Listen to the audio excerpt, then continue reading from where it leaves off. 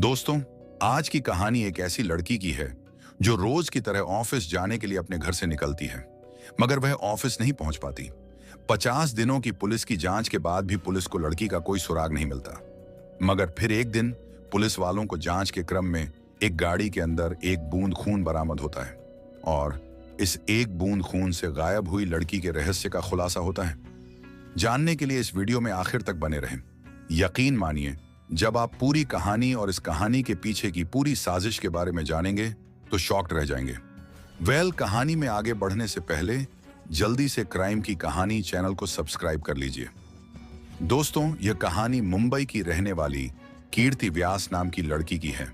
28 साल की कीर्ति मुंबई के ग्रांट रोड स्थित भारत नगर रेजिडेंस में अपने परिवार वालों के साथ रहा करती थी। पढ़ाई खत्म करने के बाद कीर्ति ने मुंबई के अंधेरी वेस्ट स्थित मशहूर ब्यूटी ब्लंट सैलून में काम करना शुरू कर दिया था। यहाँ कीर्ति फाइनेंस डिपार्टमेंट में काम करती थी।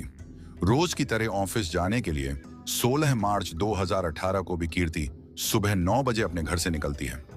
वहां पहले से गाड़ी लेकर इंतजार कर रहे 2 दोस्तों के साथ वह ऑफिस की ओर निकल जाती है। कीर्ति के घर वाले भी अपने अपने काम में बिजी हो जाते हैं। अभी दिन के लगभग 11:30 रहे थे, तभी कीर्ति की मां घर के वाईफाई का पासवर्ड पूछने के लिए कीर्ति को फोन करती हैं। पिछली रात ही कीर्ति ने घर के वाईफाई का पासवर्ड बदला था। कई प्रयासों के बावजूद कीर्ति की मां कीर्ति से संपर्क नहीं कर पाती, क्योंकि कीर्ति के दोनों मोबाइल लगातार स्विच ऑफ आ रहे थे। कीर्ति की मां को लगता है कि शायद कीर्ति काम में बिजी होगी, इसलिए उसने मोबाइल स्विच ऑफ कर लिया है। यही सोचकर वह भी कीर्ति को फोन करना छोड़ देती हैं और अपने काम में लग जाती हैं। अब शाम हो चली थी। कीर्ति के ऑफिस से वापस आने का समय हो चुका था, मगर वह समय पर ऑफिस से वापस नहीं आती है। जब समय कुछ ज्यादा हो जाता है तो परिवार वालों को कीर्ति की चिंता सताने लगती है। वे अब कीर्ति के ऑफिस में फोन करके कीर्ति के बारे में पता करते हैं। यहाँ से उन्हें चौंकाने वाला जवाब मिलता है। ऑफिस वाले बताते हैं कि आज तो कीर्ति काम पर आई ही नहीं है, बल्कि लगातार उसका मोबाइल भी स्विच ऑफ आ रहा है। इस जानकारी के बाद घर वाले बहुत ज्यादा परेशान हो जाते हैं। अब वे कीर्ति के कुछ करीबी दोस्तों से फोन करके कीर्ति के बारे में जानकारी लेने की कोशिश करने लगते हैं। लगभग सभी दोस्त यही जवाब देते हैं कि कीर्ति से आखिरी बार उनकी बात पिछली रात ही हुई थी। अब घर वाले परेशान होकर आसपास कीर्ति को ढूंढने निकल जाते हैं। काफी कोशिशों के बाद भी कीर्ति का कहीं अता पता नहीं चलता। यहाँ तक कि पूरी रात बीत जाती है, मगर कीर्ति घर वापस नहीं आती। अगले दिन थक हार कर कीर्ति के घर वाले डीबी रोड पुलिस स्टेशन जाकर कीर्ति की गुमशुदगी की रिपोर्ट दर्ज करवाते हैं। मामला दर्ज करने के बाद पुलिस वाले कीर्ति के ऑफिस जाकर जांच पड़ताल करते हैं और कीर्ति के बारे में जानकारी इकट्ठा करते हैं। इसके अलावा कीर्ति के दोस्तों से भी पूछताछ की जाती है। इसी पूछताछ में कीर्ति के 2 दोस्त सिद्धेश तमनकर और खुशी सहजवानी पुलिस को बताते हैं कि जिस दिन कीर्ति गायब हुई थी, उसी सुबह कीर्ति इन दोनों की ही कार में ऑफिस के लिए निकली थी। मगर रास्ते में कीर्ति ने उनसे कहा कि वह उन्हें ग्रैंड रोड स्टेशन पर ही ड्रॉप कर दें, क्योंकि वहां पर किसी से उसे मिलना है। वहां से वह ट्रेन से ऑफिस चली जाएगी। इन दोनों दोस्तों के बयान की पुष्टि करने के लिए पुलिस वाले अब कीर्ति के घर के बाहर लगे सीसीटीवी फुटेज को खंगालना शुरू करते हैं। सीसीटीवी में साफ नजर आता है कि सुबह 9 बजे 16 मार्च 2018 को कीर्ति अपने घर से उतरती है। वहां से सिद्धेश और खुशी पहले से अपनी कार लिए खड़े थे। इसी कार में कीर्ति बैठती है और फिर कार आगे की तरफ बढ़ जाती है। क्योंकि आखिरी बार कीर्ति को सिद्धेश तमनकर और खुशी सहजवानी के साथ देखा गया था, इसलिए पुलिस इन दोनों को इन्वेस्टिगेशन टीम का हिस्सा बनने को कहती है और इन दोनों से कीर्ति से जुड़ी छोटी से छोटी जानकारी और 16 मार्च 2018 को घटित एक-एक चीज बताने को कहती है। ये दोनों पुलिस की जांच में पूरा सहयोग करते हैं। क्योंकि कीर्ति को आखिरी बार सिद्धेश और खुशी के साथ ही देखा गया था, इसलिए लोगों को शक होता है कि शायद इन दोनों ने ही कीर्ति के साथ कुछ गलत किया है। मगर कई दिनों की पुलिसिया जांच में ये दोनों बेगुनाह पाए जाते हैं। इतना ही नहीं, सिद्धेश और खुशी लगातार पुलिस को जांच में सहयोग भी करते रहते हैं। इसके अलावा दोनों फेसबुक और ट्विटर जैसे प्लेटफॉर्म पर कीर्ति को खोजने के संबंध में कैंपेन भी चलाते हैं। कुल मिलाकर पुलिस के नजर में 2 सस्पेक्ट थे और अब दोनों ही बेगुनाह साबित हो चुके थे। पुलिस के सामने अब चुनौती यह थी कि दिन बीते जा रहे हैं और कीर्ति का कोई भी अता पता नहीं चल रहा था। यह मामला धीरे धीरे देश भर में तूल भी पकड़ने लगा था, क्योंकि कीर्ति जिस सैलून में काम किया करती थी वह मशहूर बॉलीवुड एक्टर फरहान अख्तर की एक्स वाइफ का था।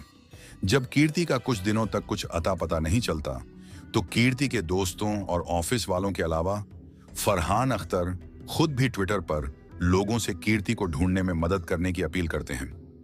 लगभग वीआईपी बन चुके इस केस को सुलझाने में कई दिनों तक पुलिस नाकाम रहती है।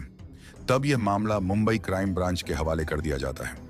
5 अप्रैल 2018 को क्राइम ब्रांच कीर्ति व्यास की गुमशुदगी का केस अपने हाथों में ले लेती है और जांच शुरू करती है। जांच शुरू करते ही एक बार फिर से सभी सस्पेक्ट और आखिरी समय में कीर्ति के आसपास दिखे लोगों को जांच के लिए बुलाया जाता है और उन सभी से लंबी पूछताछ शुरू होती है।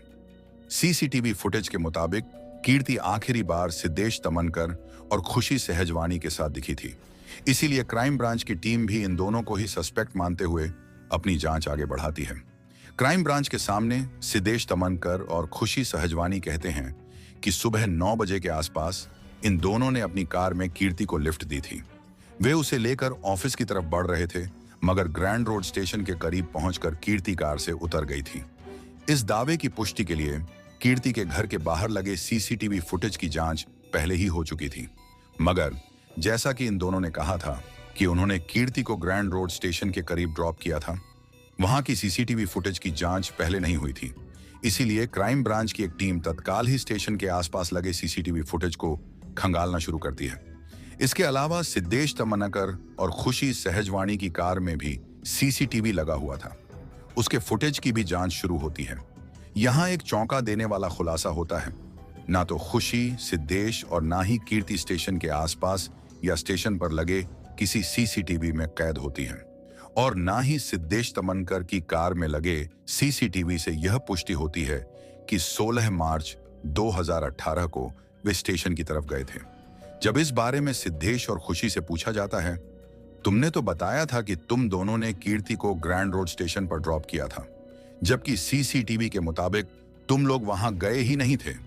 तो इस पर सिद्धेश और खुशी पुलिस वालों से कहते हैं, दरअसल पहले कीर्ति ने हमसे कहा था कि मुझे स्टेशन तक छोड़ दो, मगर रास्ते में कीर्ति ने नवजीवन सोसाइटी के पास ही उतरने के लिए कह दिया। इस कारण हम ग्रैंड रोड स्टेशन तक नहीं पहुंच पाए। क्योंकि दोनों प्राइम सस्पेक्ट ने कई बार अपना बयान बदल दिया था, पुलिस वालों को शक होने लगता है। अब इन दोनों पर कड़ी नजर रखी जाने लगती है।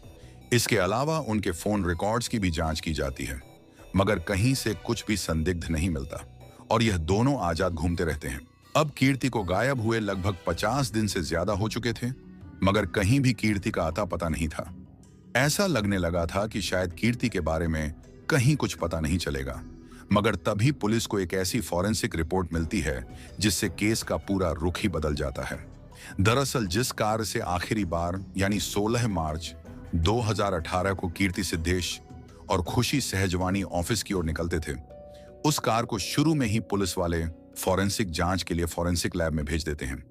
जब फॉरेंसिक लैब की रिपोर्ट आती है तो उसमें कहा जाता है कि कार की डिक्की में से खून की एक बूंद बरामद की गई थी। जब इस एक बूंद खून का डीएनए टेस्ट किया गया और इसका मिलन कीर्ति के माता पिता के सैंपल से किया गया तो दोनों मैच कर गया। मतलब कि उस कार में मौजूद एक बूंद खून कीर्ति का था। कार में कीर्ति के एक बूंद खून की मौजूदगी अब बहुत कुछ इशारा कर रही थी। इस खुलासे के बाद पुलिस वाले तुरंत एक बार फिर से सिद्धेश तमनकर और खुशी सहजवानी को अपनी हिरासत में ले लेते हैं और अब इन दोनों से सख्ती से पूछताछ का सिलसिला शुरू होता है। दोनों लंबे समय तक यही रट लगाए रहते हैं कि उन्होंने रास्ते में कीर्ति को उतार दिया था।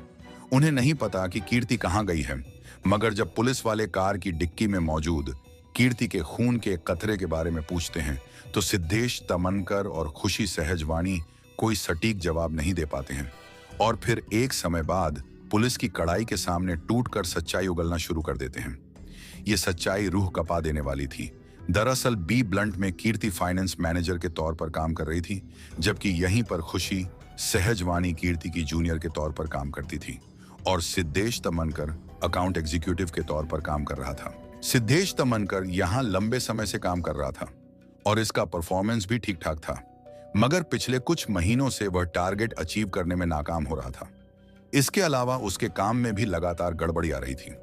इस कारण कीर्ति सिद्धेश तमनकर को एक नोटिस जारी कर देती हैं और उसे कहती हैं कि 16 मार्च 2018 तक तो अपना परफॉर्मेंस सुधार लें, नहीं तो उसकी नौकरी चली जाएगी। इस नोटिस के बारे में 28 साल का सिद्धेश तमनकर अपने साथ काम करने वाली 42 साल की खुशी सहजवानी को भी बताता है। दरअसल खुशी सहजवानी पहले से शादीशुदा थी, मगर ऑफिस में वह सिद्धेश तमनकर के साथ रिलेशनशिप में आ जाती है। जब कीर्ति सिद्धेश तमनकर को नोटिस जारी कर देती है तो खुशी को डर सताने लगता है कि अब कीर्ति सिद्धेश को नौकरी से निकाल देगी, क्योंकि मार्च महीने में भी सिद्धेश तमनकर अपना परफॉर्मेंस सुधारने में कामयाब नहीं हो सका था। अब यहीं पर खुशी सहजवानी और सिद्धेश तमनकर मिलकर एक खौफनाक प्लान बनाते हैं ताकि सिद्धेश की नौकरी बचाई जा सके। प्लान के मुताबिक ये दोनों कीर्ति को फोन करते हैं और कहते हैं कि आज तुम हम दोनों के साथ ही कार से ऑफिस चलो। पहले रोजाना कीर्ति ट्रेन से अपने ऑफिस जाया करती थी। इन दोनों के कहने पर कीर्ति इन दोनों की इको स्पोर्ट्स कार में बैठ जाती है। कीर्ति के कार में बैठने के बाद ये दोनों कार को लेकर सुनसान इलाके में चले जाते हैं। रास्ते में ये कीर्ति से कहते हैं कि वह सिद्धेश तमनकर को नौकरी से ना निकाले। इस पर कीर्ति जवाब देती है कि इस बारे में ऑफिस मीटिंग में फैसला लिया जाएगा।